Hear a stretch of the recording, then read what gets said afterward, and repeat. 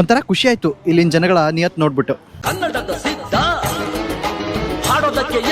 Munich city ಸ್ಕೇಪ್ ನೋಡಿ ಮುಗಿಸೋಷ್ಟರಲ್ಲಿ ಕತ್ಲೆ ಆಗಿತ್ತು. ಮೊದ್ಲೇ ಇಲ್ಲಿ ಕತ್ಲೆ ಆಗೋದು ಲೇಟು, ಸೊ ಗಂಟೆ 9 ಆಗಿದ್ರಿಂದ ಹೊಟ್ಟೆ ಕೂಡ ಹಸಿತಾ ಇತ್ತು. ಹಾಗೆ ಮ್ಯೂನಿಕ್ ಸಿಟಿಯ ಎತ್ತರದ ಪ್ರದೇಶದಲ್ಲಿ ಇರೋ ಚಿನ್ನದ ಗೋಪುರ ಅಂತ ನಂಬಲ್ಪಡುವ ಈ ಏಂಜಲ್ ಸ್ಟ್ಯಾಚುನ ನೋಡ್ಕೊಂಡು ಅಲ್ಲಿಂದ ಸಿಟಿ ವ್ಯೂ ಈ ಫೌಂಟೇನ್ ನಡುವೆ ನೋಡಿದಾಗ ರಿಚ್ನೆಸ್ ಕಾಣಿಸ್ತಾ ಇತ್ತು. ಹಾಗೆ ಅಲ್ಲಿಂದ ಬರ್ಬೇಕಾದ್ರೆ ಸರ್ಫ್ ಮಾಡ್ತಾ ಇದ್ದ ಈ ಗಟ್ಟಿ ಮನಸ್ಸಿನ ಜನನ ನೋಡ್ಕೊಂಡು ಸ್ನೇಹಿತರ ಜೊತೆ ಒಂದಿಷ್ಟು ತಮಾಷೆ ಮಾಡ್ಕೊಂಡು ಬರ್ಬೇಕಾದ್ರೆ ಇಲ್ಲಿನ ಜನ ಪುಟಿನ್ ನ ದ್ವೇಷಿಸೋ ಹಾಗೂ ಉಕ್ರೇನ್ಗೆ ಸಪೋರ್ಟ್ ಮಾಡೋ ಸಿಂಪತಿ ತೋರಿಸೋ ಪೋಸ್ಟ್ ನೋಡಿ ಅದರ ಜೊತೆ ಈ ಹಿಂದೆ ಜರ್ಮನ್ಸ್ ನಡೆಸಿದ ನರಮೇಧ ಯುದ್ಧಗಳನ್ನ ತಾಳೆ ಹಾಕಿದಾಗ ಇವರಿಗಿರೋ ಡಬಲ್ ಸ್ಟ್ಯಾಂಡರ್ಡ್ ಮೆಂಟಾಲಿಟಿ ಅರ್ಥ ಆಯ್ತು. ಅದೇ ಯೋಚನೆ ಮಾಡ್ತಾ ಒಂದೊಳ್ಳೆ ಇಂಡಿಯನ್ ರೆಸ್ಟೋರೆಂಟ್ ಹುಡ್ಕೊಂತ ಹೋಗ್ಬೇಕಾದ್ರೆ ಟ್ರಾಮ್ ಅಲ್ಲಿ ಒಂದು ಅಚಾತುರ್ಯ ಆಗಿ ಹೋಯ್ತು.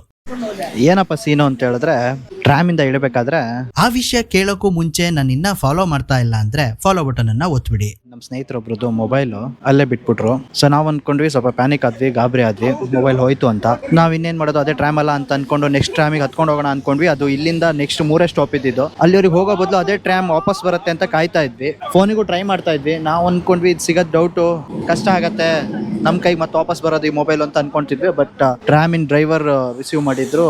ಅವ್ರು ಹೇಳಿದ್ರು 5 ಮಿನಿಟ್ಸ್ ಅಲ್ಲಿ ಮತ್ತೆ ಅದೇ ಪ್ಲಾಟ್ಫಾರ್ಮಿಗೆ ವಾಪಸ್ ಬರ್ತಾ ಇದೀನಿ, ಅಲ್ಲೇ ನಿಂತಿರಿ, ಕೊಡ್ತೀನಿ ಅಂತ ಹೇಳ್ದ. ಬೇರೆ ವಸ್ತುಗಳಿಗೆ ಜಾಸ್ತಿ ಆಸೆ ಪಡೋದಿಲ್ಲ, ಮತ್ತೆ ಸ್ವಲ್ಪ ನಿಯತ್ತು ಇರುತ್ತೆ. A few moments later.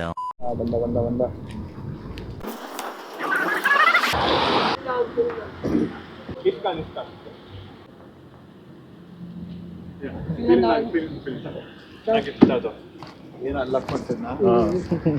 ಅಂತೂ ಮೊಬೈಲ್ ಸಿಕ್ತು. ಒಂದ್ಸಲ ಮೊಬೈಲ್ ನ ಅನ್ಲಾಕ್ ಮಾಡಿಸ್ಬಿಟ್ಟು ನಮ್ದೇ ಅಂತ ಕನ್ಫರ್ಮೇಶನ್ ತಗೊಂಡ್ಬಿಟ್ಟು ಮೊಬೈಲ್ ನ ನಮಗೆ ಕೊಟ್ರು.